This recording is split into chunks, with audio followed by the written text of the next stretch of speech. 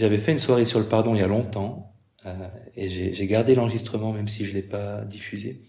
Parce qu'évidemment, la colère non exprimée, elle conduit en toute logique à la rancune et à la rancœur.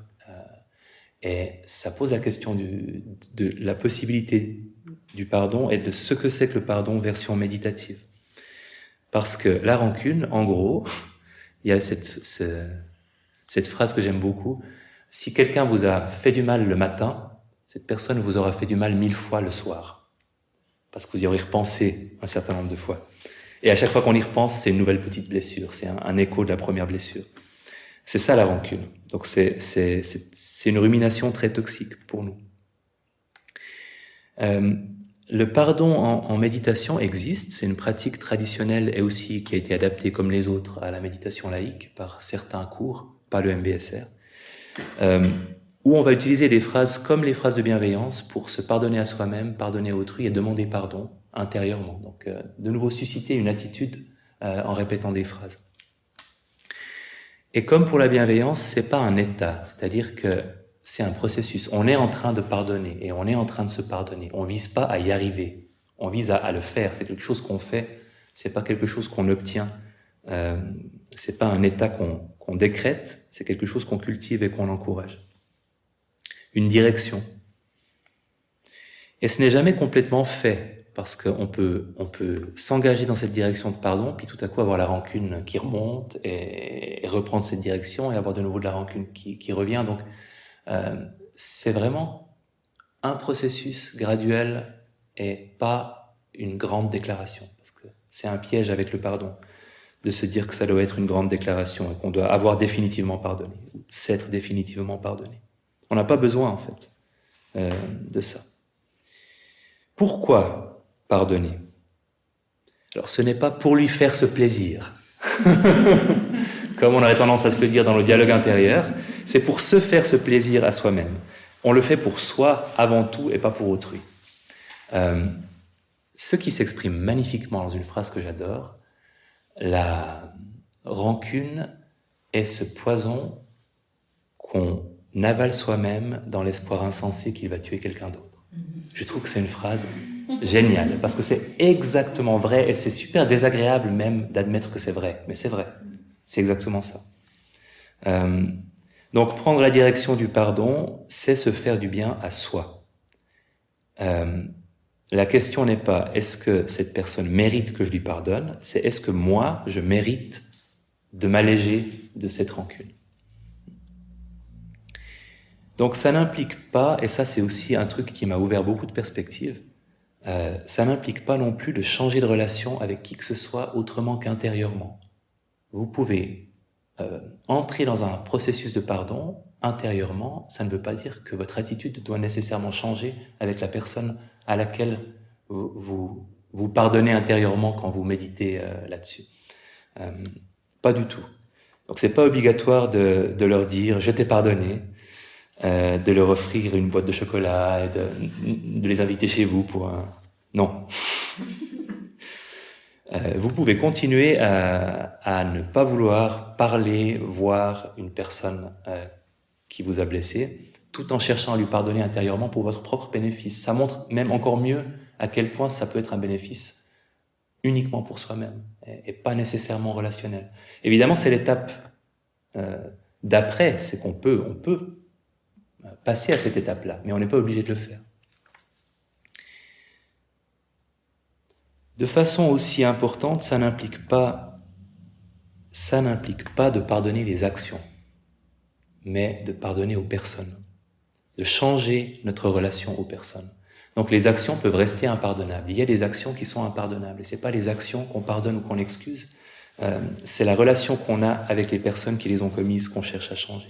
Le risque, évidemment, c'est qu'on pense que de pardonner à la personne, c'est comme de dire que l'action était normale et qu'elle était acceptable. Et c'est deux choses différentes. Je pense que c'est une distinction super importante, parce que ça peut être un blocage majeur à pardonner, en fait. De se dire, ça veut dire que je dis que c'était ok de me faire ça. Non, ça ne veut pas dire ça. Donc les actions peuvent rester impardonnables, mais notre relation, on l'a avec des personnes et pas avec des actes. Donc on dissocie les actions de leurs auteurs et on admet aussi qu'on ne sait pas tout des conditions qui ont conduit cette personne à faire ce qu'elle a fait. Et c'est souvent un processus dans la maturation de beaucoup de gens, à un moment de réaliser que les personnes qui leur ont fait du mal, on leur avait fait du mal, et qu'il y a une espèce de longue chaîne de souffrance humaine, et que les gens sont des maillons de cette chaîne, alors qu'on les fantasme comme étant 100% responsables de ce qu'ils ont fait, ou 100% de l'avoir fait en connaissance de cause et volontairement. Et on ne le reconnaît pas à eux-mêmes, à elles-mêmes, un statut de victime. Alors, je voulais juste faire le lien avec le pardon partant de la colère, parce que pour moi, ça a ouvert beaucoup de portes de me dire que je pouvais faire un travail complètement intérieur, c'est-à-dire extrêmement sécurisant quand on en veut à quelqu'un, de se dire qu'on n'est pas obligé d'entrer en relation avec cette personne, on n'est pas obligé d'engager une espèce de médiateur qui va nous dire voilà, je vais vous aider à vous réconcilier. Non, on peut rester avec soi et juste travailler sur notre propre ressenti. Et si ça fait évoluer notre relation intérieure, alors pourquoi pas penser à faire évoluer la relation concrète avec la personne. Mais c'est pas une obligation. Et c'est beaucoup plus sécurisant de commencer par soi-même plutôt que par la relation réelle. Mais elle est très réelle, la relation intérieure aussi. Dans la démarche méditative, parce que faut quand même que je vous explique un peu comment ça marche, même si on va pas le faire. C'est une méditation potentiellement explosive, donc il faut prendre le temps si on veut la pratiquer. Elle est assez intelligemment construite, parce qu'on commence par demander pardon à quelqu'un pour quelque chose qu'on regrette d'avoir fait.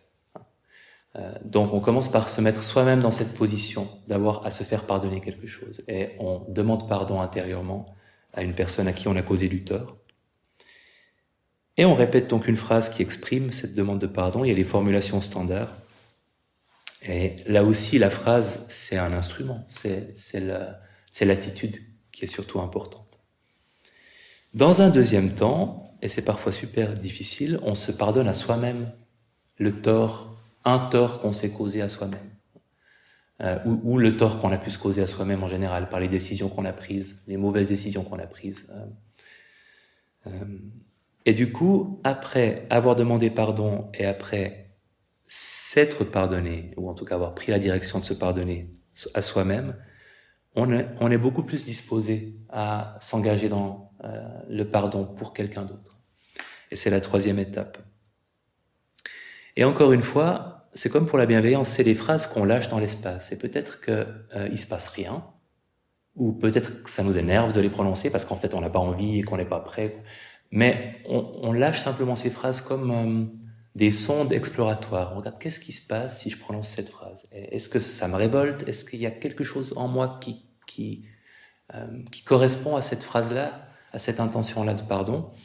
Qu'est-ce que ça me fait de la répéter? Et même si vous la répétez sans y croire, vous êtes quand même en train de la prononcer. Donc il y a quelque chose d'intéressant qui peut en découler.